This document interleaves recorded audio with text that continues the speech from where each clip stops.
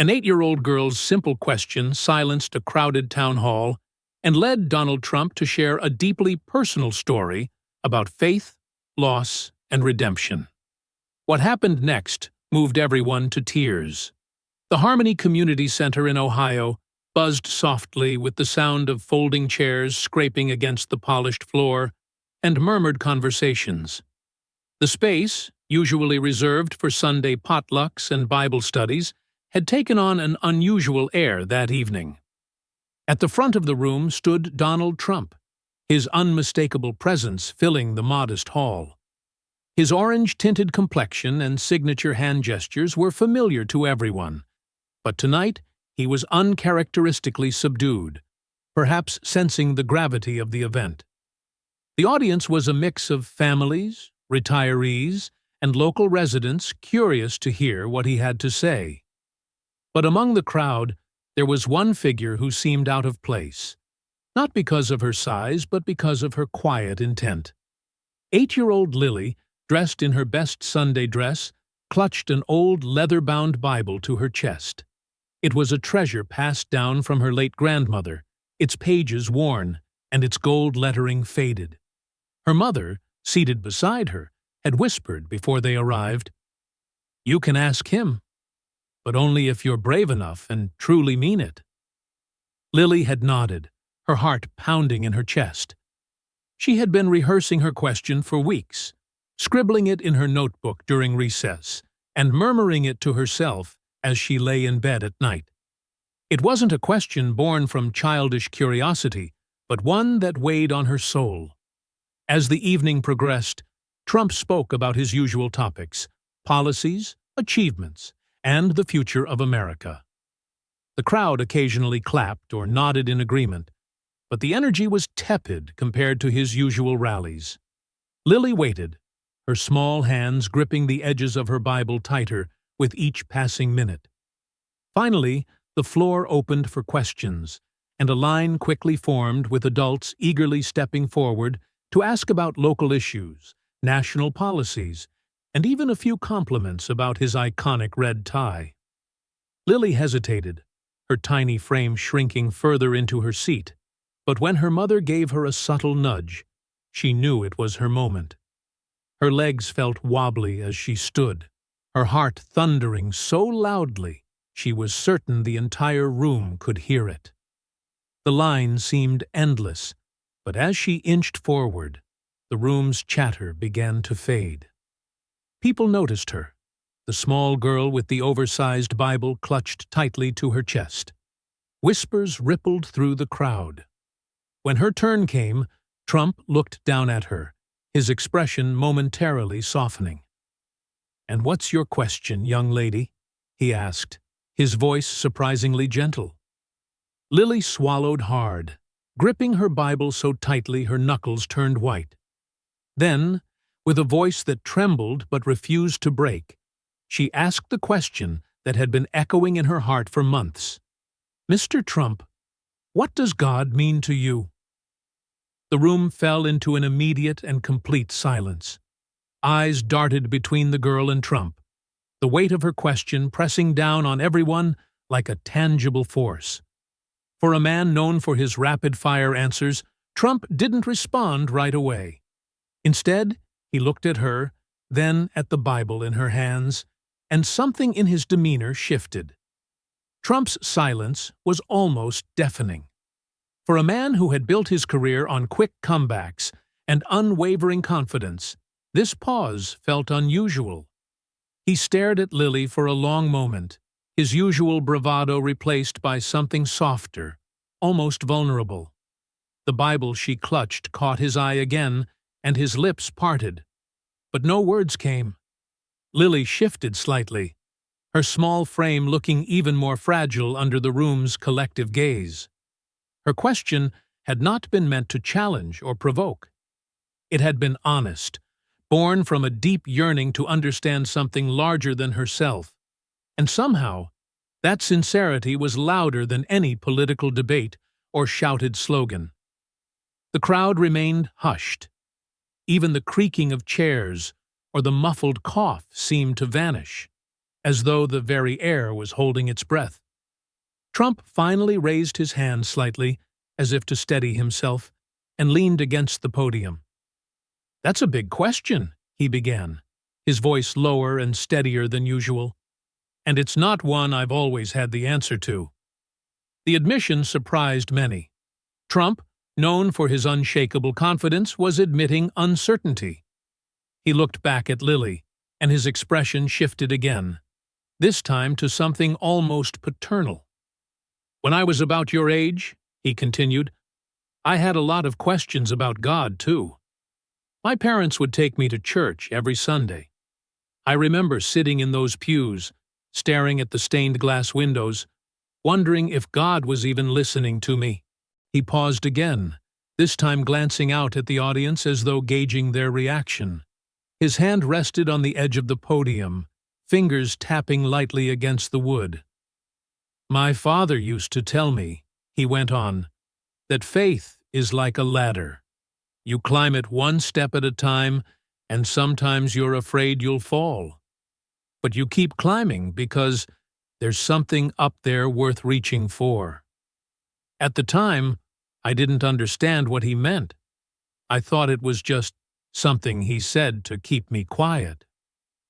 A faint chuckle rippled through the audience, breaking the tension just slightly. But Lily didn't smile.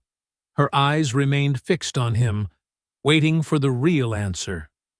Trump leaned forward slightly, his tone softening even more.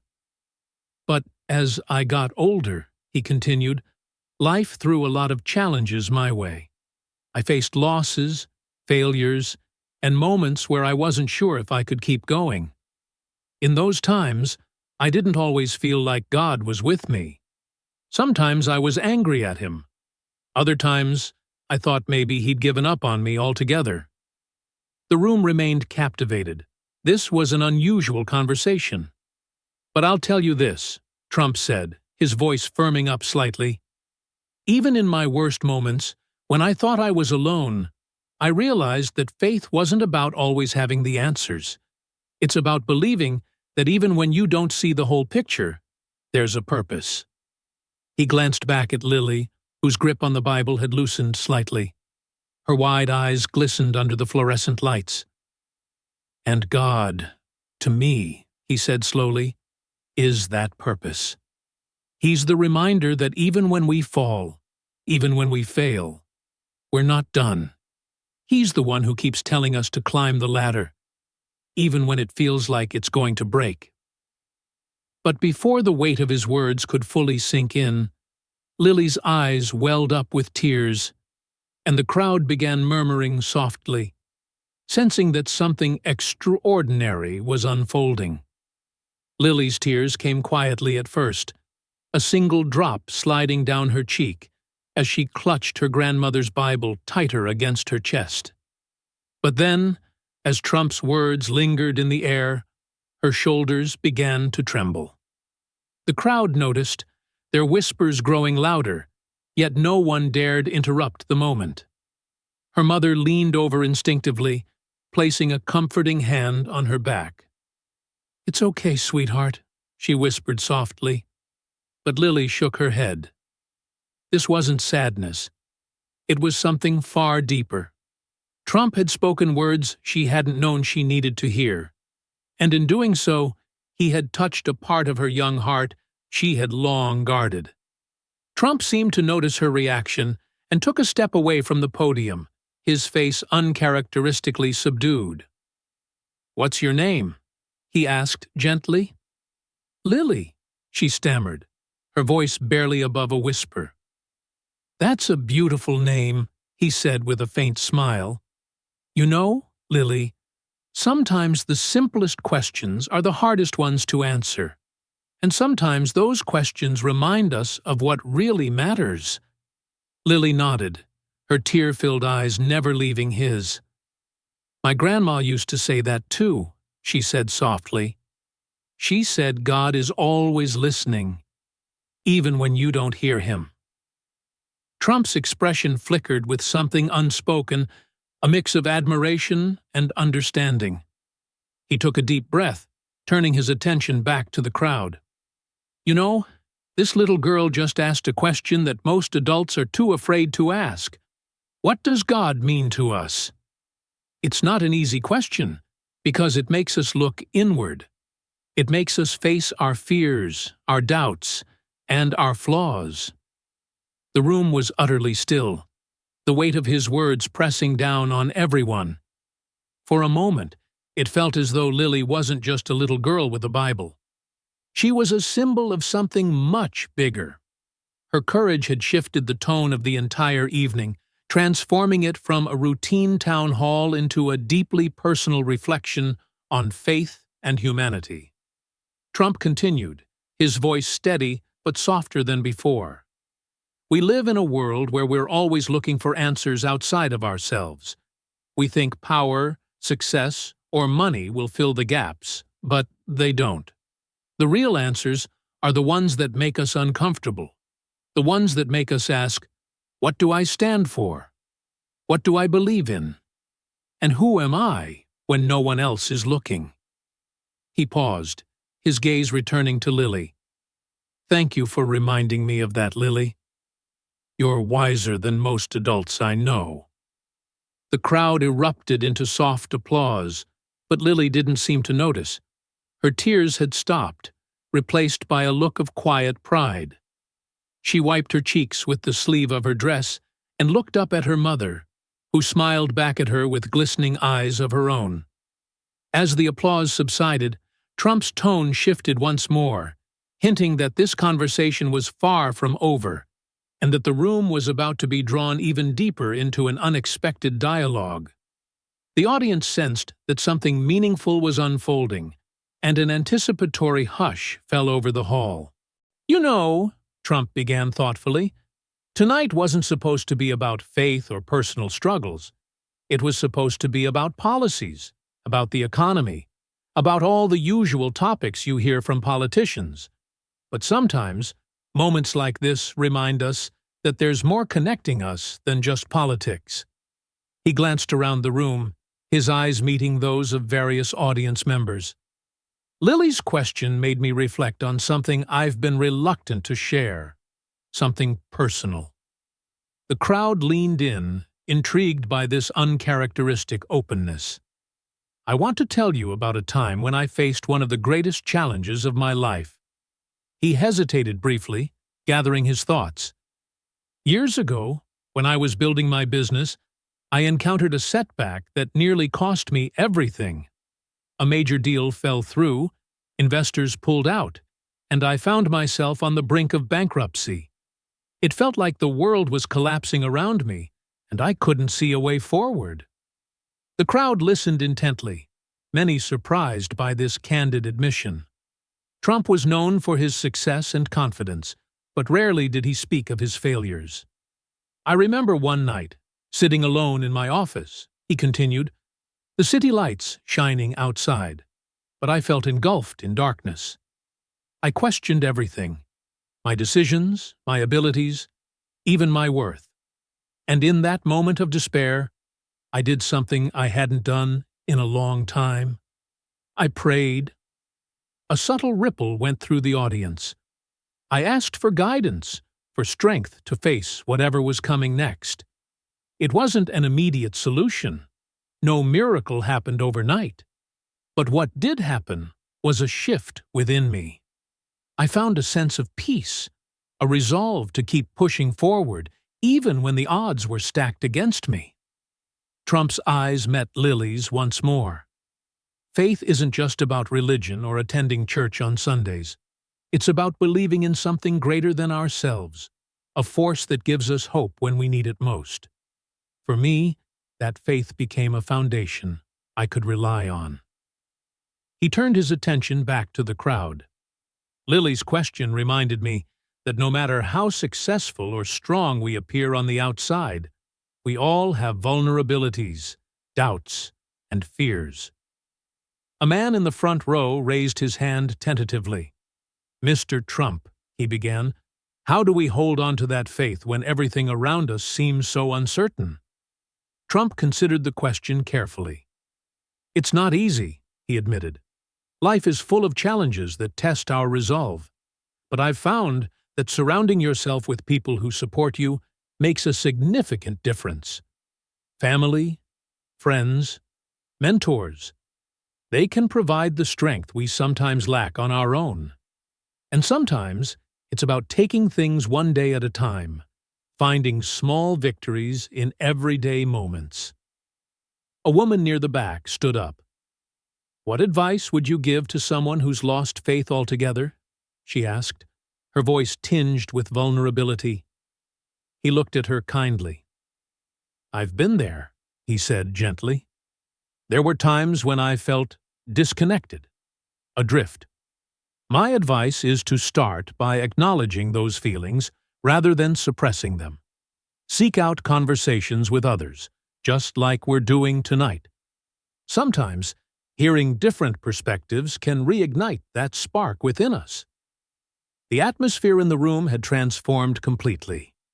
What began as a standard town hall had evolved into a heartfelt dialogue about personal struggles and the human experience. An elderly gentleman spoke up next.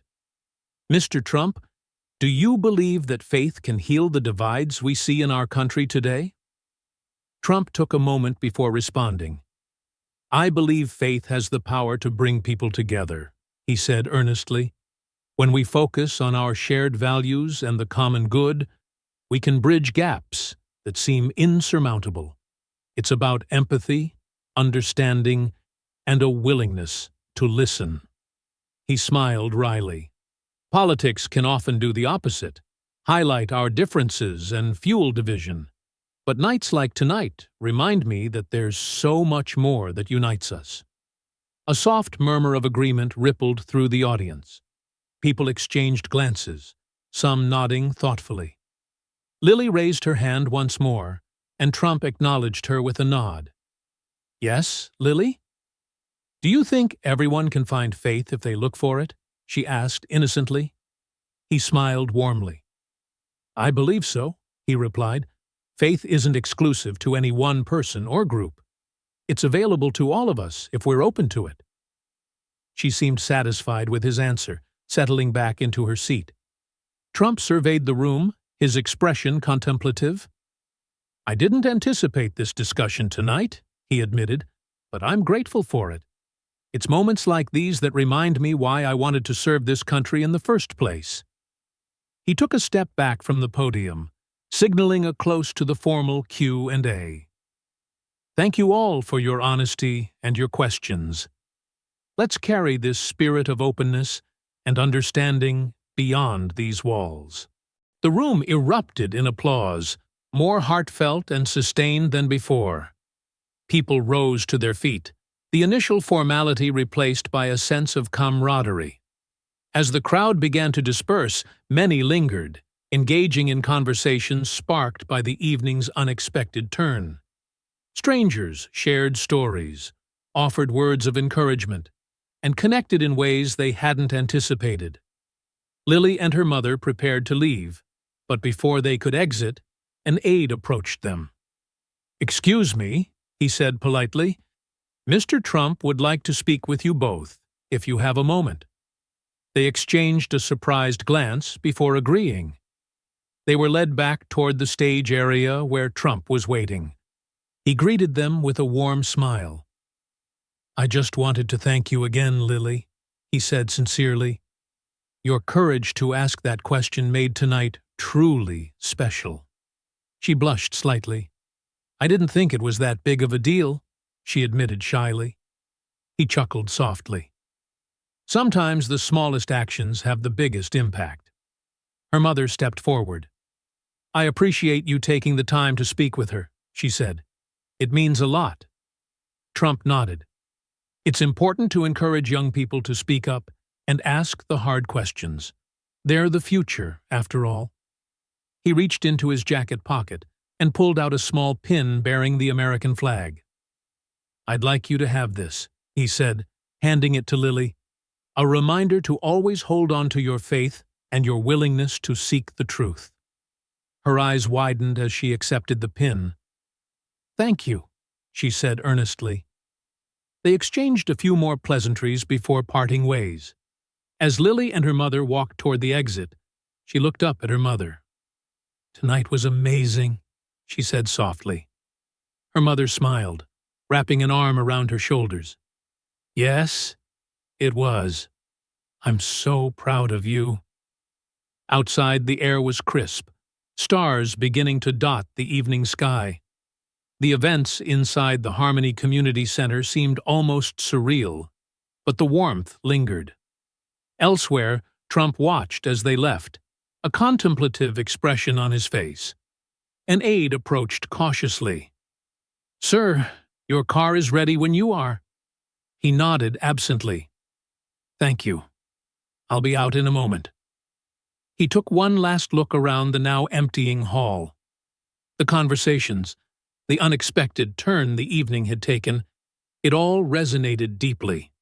For perhaps the first time in a long while, he felt a renewed sense of purpose that went beyond speeches and campaigns. Stepping outside, he took a deep breath of the cool night air. Reporters lingered at a distance, cameras flashing intermittently, but for once he didn't mind. Tonight wasn't about politics or public image. It was about something far more meaningful. As he made his way to the waiting car, he glanced up at the sky. "Maybe there's hope for us yet," he murmured to himself. The car door opened, and he settled into the back seat. As they pulled away from the community center, his thoughts remained on Lily's simple yet profound question, and the impact it had sparked. Not just on him, but on everyone who had been present. In the days that followed, word of the town hall spread beyond the small Ohio community. News outlets picked up the story, highlighting the unusual depth and personal nature of the conversation that had unfolded. People across the nation reacted, some with skepticism, others with appreciation for the unexpected candidness. Letters and messages poured into campaign offices and community centers alike, many sharing personal stories of faith, struggle, and hope. The ripple effect of that night's dialogue was felt far and wide. For Lily, life returned to its normal rhythm, but she carried with her the memory of that evening, a cherished reminder of the power of a single question. She continued to attend church, participate in school activities, and spend time with her family, but there was a newfound confidence in her demeanor. One afternoon, her teacher asked the class to write about a moment that had impacted their lives. Without hesitation, Lily began to write about the town hall, her encounter with Donald Trump, and the lessons she had learned about faith and courage. Her essay moved her teacher, who requested permission to share it with the school administration. Soon, Lily was asked to read it aloud at a school assembly. Standing on the stage before her peers, she felt a familiar flutter of nerves, but remembered the encouragement she had received. Taking a deep breath, she began to read, her voice steady. By the time she finished, the auditorium was silent, much like the town hall had been. Then, one by one, her classmates began to clap, the applause growing into a standing ovation. Lily smiled, not out of pride, but gratitude. She realized that her voice mattered, that she could make a difference simply by speaking from the heart. Meanwhile, Trump found himself reflecting more often on the themes of faith and unity. In subsequent speeches, he began to weave in messages about common ground and shared values, urging people to look beyond divisions. Some critics dismissed it as a political strategy, but those who had been at the Harmony Community Center knew it stemmed from a genuine place. The ripple effect continued, inspiring community discussions, interfaith dialogues, and a series of town halls focused on bringing people together. In a world often consumed by noise and conflict, one little girl's simple question had sparked a wave of introspection and connection. And perhaps, as Trump had mused that night under the starlit sky, there was hope after all.